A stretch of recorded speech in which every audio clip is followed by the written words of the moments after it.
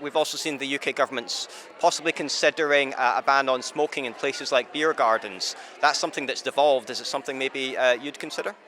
Obviously, we'll look with care at any proposals emerging from the United Kingdom government. Scotland was first to ban smoking in public places, and the improvement in public health and the improvement of the environment in which people are sitting and spending time has been enhanced enormously as a consequence of that legislation. So we need to be constantly attentive to the steps that are necessary to protect and enhance public health, and we will of course consider any issues arising out of the steps being taken by the United Kingdom government. And lastly, it's the SNP conference starting tomorrow.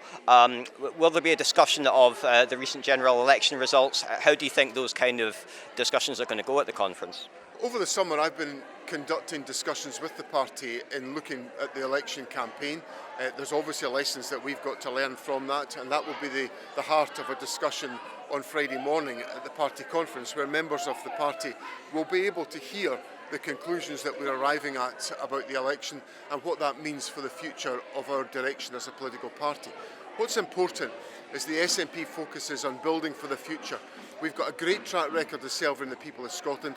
We need to build on that to make sure we make the positive and hopeful case for independence, and that will be at the heart of the party conference. Will it maybe be a bit of a difficult message for some members to hear, given the scale of how many MPs were lost when you have those discussions tomorrow?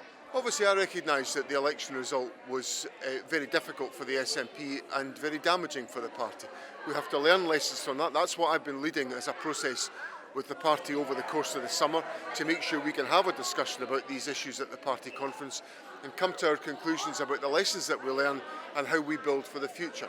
And what I'm interested in doing is making sure that the SNP builds a hopeful case for Scottish independence, which is based on our service to the people of Scotland, where we've delivered transformational change in the lives of people in Scotland. We need to do more of that in the years to come, and out of that build the case for independence. What would you say to artists and members of the cultural community who are worried about the situation with Creative Scotland's funding? I understand the concerns that have been expressed by members of the artistic community about funding for culture and the arts. It's a very important part of our country that we support and nurture investment in cultural and artistic activity.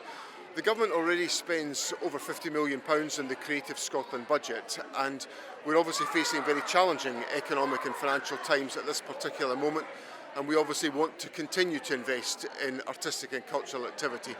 And we'll engage actively with the community to do all that we can to make sure that Scotland's international reputation for cultural activity is enhanced in the years to come. Is the reality that with the financial pressures that you've been setting out recently, cultural funding will just not be as high a priority as it once was? I want to make sure that there is a high priority around cultural funding, because I realise how important it is to the well-being and the development of our society. It's an important expression of who we are, and it's important for our society.